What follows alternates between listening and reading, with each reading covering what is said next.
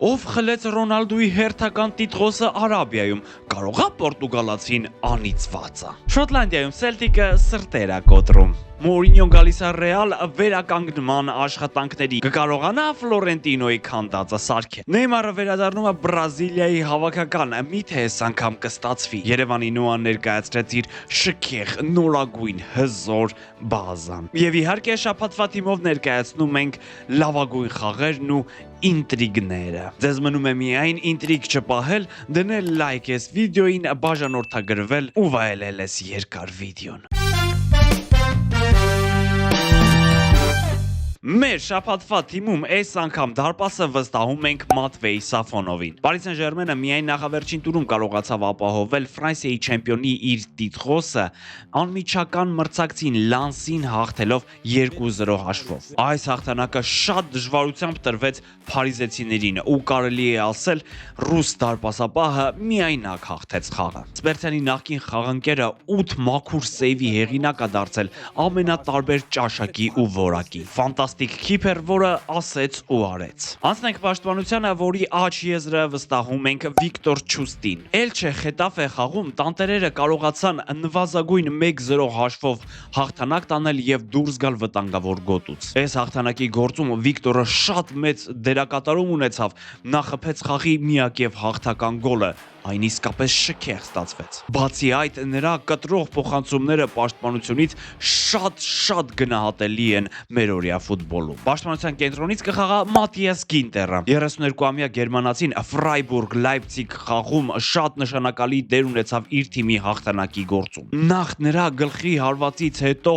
գնդակը հետ եկավ դարպասածողից, ինչից հետո Մատանովիչը բացեց խաղի հաշիվը։ Հետո էլ ինքը գոլի հեղինակ դարձավ ու այսքանը մրցակցի Տուգանային հրապարակում։ Տեփական գրոները սկսելիս նրա առաջին ու ճշգրիտ փոխանցումները շատ կարևոր դեր ունեցան։ Լայպցիգի նորահայտ աստղ Դիամանտեի ջանքերն անգամ ոչ մի արդյունք չտվեցին։ Պաշտպանության ձախից կգործի Ջանլուկա Մանչինին։ Ռոման պայքարում է Չեմպիոնների լիգայի գոտում հայտնվելու համար ու այդ ճանապարհին շատ կարևոր հաղթանակ տարան ողերի մրցակցի Լացիոյի նկատմամբ։ Երկնագույն ռոմեացիները չդիմացան Մանչինի գլխի զորությանը։ Նա իսկական ավագի պես առաջնորդեց իր թիմին, դառնալով 2 գոլի հեղինակ։ Կառավարեց խաղը պաշտպանությունում այնպես, որ մրցակիցը անգամ չկարողացավ կրճատել հաշիվը։ Անցնելով կիսապաշտպանությանը աջ եզրը վստահում ենք Զակբերի Ատեկամեին։ 21-ամյա շվեյցարացու գոլի շնորհիվ Միլանը կարողացավ նվազագույն առավելությամբ հաղթել Ջենուային եւ տեղը ամրապնդել լավագույն եռյակում։ Բացի գոլը նա լավագույններից էր խաղադաշտում ու իր կատարած մեծ ծավալի աշխատանքի շնորհիվ Միլանը կարողացավ պահել հաղթական հաշիվը։ Իհարկե նրա կողքին պետք է հիշել նաև Նկունկուին, որը բացել էր խաղի հաշիվը հստակ իրացնելով սեփական ուժերով վաստակած 11 մետրանոցը։ Հենակետայինի դիրքում կխաղա Մորգան Ռոջերսը։ Այս ֆուտբոլիստի գոլի եւ գոլային փոխանցման շնորհիվ Աստոն Վիլան կարողացավ վստահ 4-2 հաշվով հաղթանակ տանել Լիվերպուլի նկատմամբ եւ առաջ անցնել մերսիսայցիներից 3 միավորով։ Ռոջերսը շատ կայուն խաղ է ցուցադրում Լիվերպուլի դեմ խաղում, նրա փոխանցումները ուղղակի հրաշալի էին։ Նա սկսում էր գրոհներ եւ պահեր ստեղծում խաղընկերների համար։ Օրինակ Օլե Վոտկինսի, որը դուբլի հեղինակ դարձավ։ Ու այս երկուսի գլխավորությամբ Լիվերպուլի գլուխը կտրվեց։ Մորգանի կողքին կդիրքավորվի Էլիոտ Անդերսենը Նոթինգեմ Ֆորեստից։ Անտարայինները պարտվեցին Մանչեսթեր Յունայթեդին, սակայն անգլիացի երիտասարդ ֆուտբոլիստն արեց ամեն ինչ,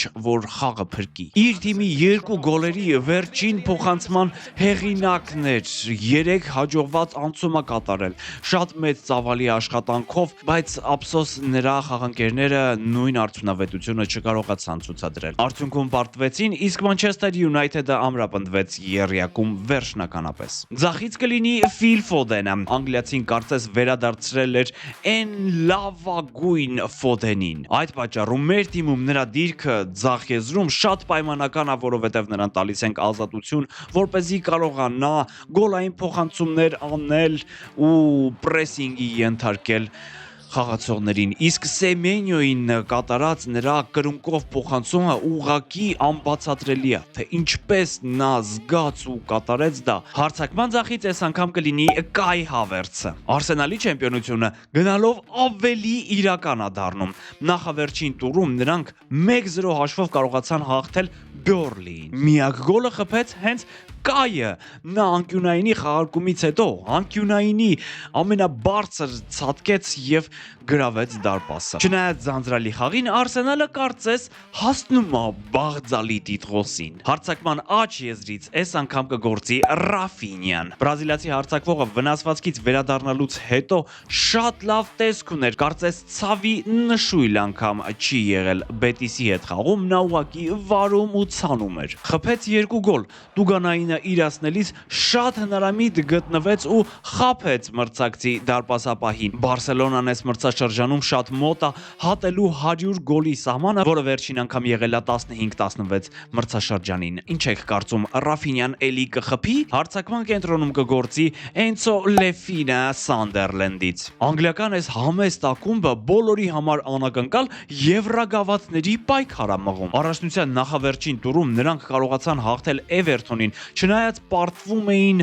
հիմար գոլ ուտելու պատճառով։ Բայց արևի երկրի ֆուտբոլիստները շատ արագ վերականգնվեցին եւ կարողացան 3 գոլ խփել։ Մեր հարձակվողը նախ գոլային փոխանցում կատարեց Բրոբեին, ապա հենց ինքը դարձավ գոլի հեղինակ։ Այսպեսին ստացվեց մեր այս անգամվա թիմը։ Կիսվեք կարծիքներով, առաջարկեք ձեր տարբերակները տարբեր դիրքերում, չնայած մեր կարծիքով հավաքել ենք լավագույններին, որոնց են միանում հզոր պահեստայինները։ Ռուի Առակինը կլինի մեր պահեստայինների նստարանին։ 18-ամյա այս դարպասապահը կարելի ասել սխրանք է գործել Ասիական չեմպիոնների լիգայի եզրափակչում։ Այս դարպասապահը ուղղակի գողացավ Ռոնալդոյի տիտղոսը, քանի որ Ալ Նասրը տոտալ առավելությամբ էր խաղում, 20 հարված է կատարել, բայց ոչ մի գոլ, որովհետև 18-ամյա այս դարպասապահը ուղղակի բոլոր հարվածները հետ էր մղում։ Այս դարպասապահը հոլանդական Այաքսի տեսադաշտում է ու շատ հնարավոր է, որ շուտով տեսնենք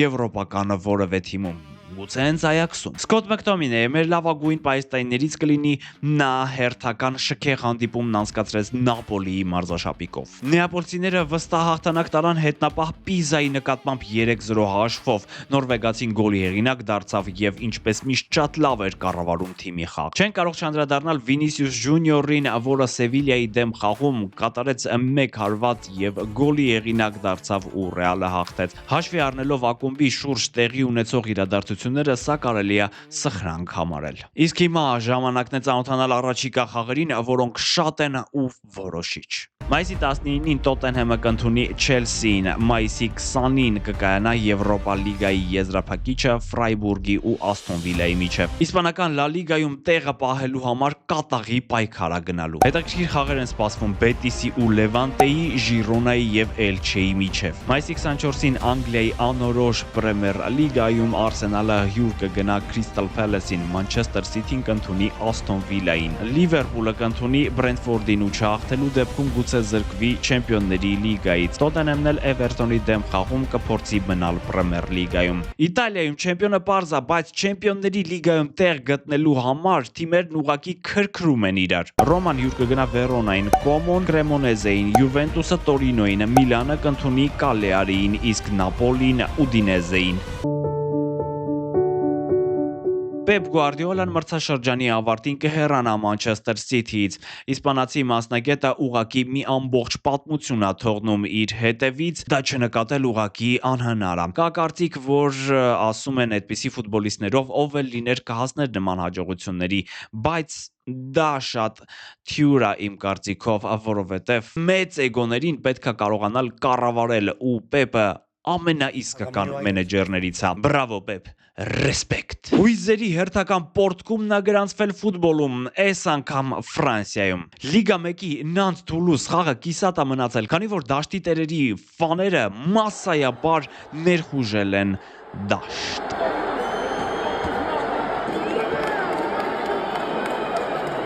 Բայց ինչու հարցնում է Գլոբը։ Դե առաջնությունում ընդամենը 5 հաղթանակ են տարել եւ թռել Լիգա 2։ Այս գազազած ֆաներն էլ որոշել են հենց դաշտում մի երկու թաթալոշ տալ ֆուտբոլիստներին, պաշտոնյաներին եւ բոլորին ընդհանրապես։ Իսկ մի 2 տարի առաջ նրանք երկրի գավաթակիր էին ու մասնակցում էին Եվրոպա լիգային։ Քրիշտիանո Ռոնալդոն անիծված է։ Երևի Պորտուգալացին հերթական 14-րդ տիտղոսն է կորցրել Արաբիայում։ Արաբական ֆուտբոլը գովազդելու տարիներին այդպես էլ չի կարողանում գոնե մեկ տիտղոս նվաճել։ Մի քանի օր առաջ հերթական անգամ բաց թողեցին ասիական չեմպիոնների լիգայի տիտղոսը պարտվելով ճապոնական Գամբա Օսակա թիմին։ Հետաքրքիր մանրամասներ կան Ռոնալդոյի արաբական տիտղոսազուրկ կարիերայի մասին, որը երևի թե ներկայացնենք առանձին վիդեոյի տեսակով, բաժանորդագրվեք, որ հանկարծ բաց չթողնենք։ Բայց հիմա պետք է անդրադառնալ պորտուգալացու պահվածքին եզրափակչից հետո։ Ալ Նասրը ամբողջ թիմով ընդունեց պարտությունն ու վերցրեց արծաթե մեդալները։ Իսկ ահա Ռոնին որոշեց գնալ եւ լաց լինել լոգարանի մի մութ անկյունում, երևի։ Ու միանգամից բոլորը հիշեցին Լեո Մեսսիին, որը Ամերիկայում տիտղոս կորցնելուց հետո մինչև վերջին վայրկյանը մնաց ու հարգեց մրցակցի հաղթանակը։ Այս հենց է լինում տարբերություն։ Ֆլորենտինո Պերեսը աղմկահարույց հարցազրույց տվեց ու չամաչեց։ Ես ու Գլոբը մի քանի կետ ենք առանձնացրել ձեզ համար։ Օրինակ Ֆլորը ասել է, որ թիմը մարզած բոլոր մարզիչները իրեն դուր են գալիս։ Սա հավանական մեծ սուտ է, քանի որ այդ դեպքում Ալոնսոն այդքան շուտ չէր հեռացվի։ Իսկ հեռացրին, քանի որ չէին կարողացել նորմալ պատրաստվել մրցաշրջանին։ Ըստ Պերեսի, նրանց մասնակցությունը աշխարհի ակումբային առաջնությանը խանգարել է պատրաստվել գալիք մրցաշրջանին, դրան էլ գումարում է վնասվածքներն ու ստանում հորի իրավիճակ։ Այն ժամանակ հիշում եմ Անչելոթիի այդ խաղեր իրենք չեն մասնակցելու այդ մրցաշարին, բայց մի քանի օր հետո ասեց, որ սխալվել է ու իրենք մասնակցելու են, քանի որ լավ փող է ֆռում։ Հիմա հարց, եթե դուք հասկանում եք, որ այդ մրցաշարը ձեզ խանգարելու է պատրաստվել մրցաշրջանին, ինչու եք մասնակցում։ Ինչպես նաև նա նշել է, որ ամռանը ձեռք են բերելու լավագույն ֆուտբոլիստներին, ինչպես միշտ է եղել Ֆիգուի, Զիդանի, Ռոնալդոյի եւ այլնի, ինչպես նաև իհարկե հիշեց 10 տարում 6 չեմպիոնների լիգայի տիտղոսները։ Այդքան տիտղոսը, որ մենք ենք հաղթել, որոշ մարդիկ մոռանում են։ Դու մոռացել ես Գլոբ։ Ես նույնպես չեմ մոռացել։ Պարզապես, պարոն Պերես, դա անցյալում է։ Իսկ անցյալով ապրելը լավ բանի չի բերում։ Այս ամենի ֆոնին Արբելոան եւ Մբապեն հերակա, բայց քաղաքավարի իրար միս են ուտում։ Այդպես էլ չպարզվեց, թե ով ինչ է ասել, բայց մի բան հաստատ պարզ է, նրանցից մեկը Սուտասան։ Չնայած, եթե նայել եք Սևիլիայի դեմ խաղը, ապա շատ հավանական է, որ Արբելոան է ճիշտ, եթե իհարկե ասել է նման բան։ Ինչ կասես Գլոբ։ Պապանձվել։ Ռեալում փրկչի դերում պատկերացնում են Մոուրինյոին։ Չնայած դեռ պաշտոնական նորություն չկա, բայց արդեն Աբոյի միջոցով այսպիսի տեսանյութեր են պատրաստվում։ I'm going to be your new coach. Rudiger. Նկարանումից անմիջապես հետո տեսանք, որ Ֆաբրիցիո Ռոմանոն հիրվիգո է արել եւ հայտնել, որ Մորինյոն շատ մոտ ապագայում, այսինքն մրցաշրջանի ավարտից հետո միանգամից կգլխավորի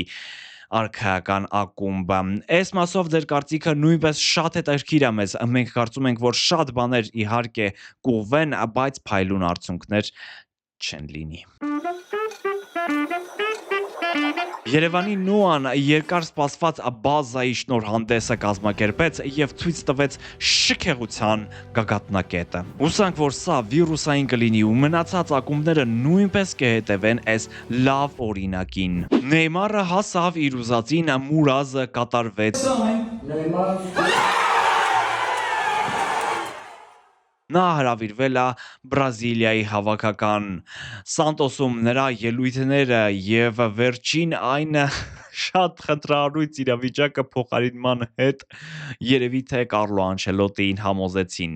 Ինչ եք կարծում, այս անգամ գոնե կկարողանա։ Բարսելոնան Լա Լիգայի նախավերջին տուրում 3-1 հաշվով հաղթեց Բետիսին, բայց այդ խաղի գլխավոր գլխագիրը դա չէր։ Ռոբերտ Լևանդովսկին վերջին խաղն անցկացրեց Nou Camp-ում։ Լե հարձակվողը հրաժեշտ տվեց կատալան երկրպագուներին, քանի որ արդեն պարզ է, որ հեռանալու է։ Գոլ խփող մեքենա, որը ոդկա գցել անգամ Մեսսի եւ Ռոնալդոյի հետ իր 700 գոլերով Լա Լիգայում 4 տարվա ընթացքում 3 չեմպիոնություն է նվաճել։ Ու ընդհանուր շատ կայֆոտ տղա է, մեծերի հետ մեծ, պուճուրների հետ պուճուր։ Մինչև ողջ ֆուտբոլային աշխարհը Խաբի Ալոնսոին ուղարկում էր Լիվերպուլ, իսպանացին վերցրեց ու գնաց Լոնդոն, ավելի կոնկրետ Չելսի։ 4 տարվա պայմանագիրը նրան հնարավորություն կտա լավ թիմ կառուցել, որովհետև Չելսիում հավաքված ֆուտբոլիստները ունակ են աշխատել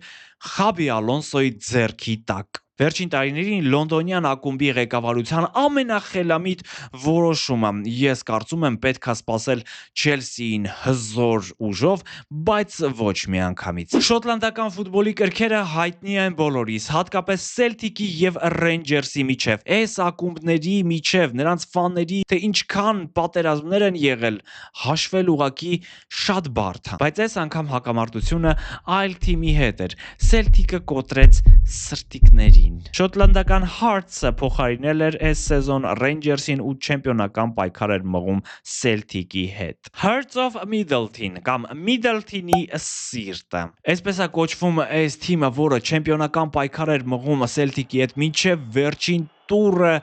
երբ պարտվեց եւ զբաղեցրեց երկրորդ հորիզոնականը։ Իսկ Celtic-ցիները խաղի ավարտին մտան դաշտ ու սեր էր տիրում պատերազմի փոխարեն, բայց ամենահետաքրքիրն այն է, որ այս թիմը ամբողջ տարին եղել է առաջին հորիզոնականում ու մեկ խաղով զրկվում է չեմպիոնությունից։ Սակայն շոտլանդական գրանդերին ապտակ հասցնելու համար սրտիկներին։ Դուք էլ սրտիկ եք մեզ բոլոր հարթակներում, որտեղ կտեսնեք այս դեմքն ու այս վիզը։ Շնորհակալություն բաժանորդագրվելու, լայքելու, ակտիվ լինելու համար։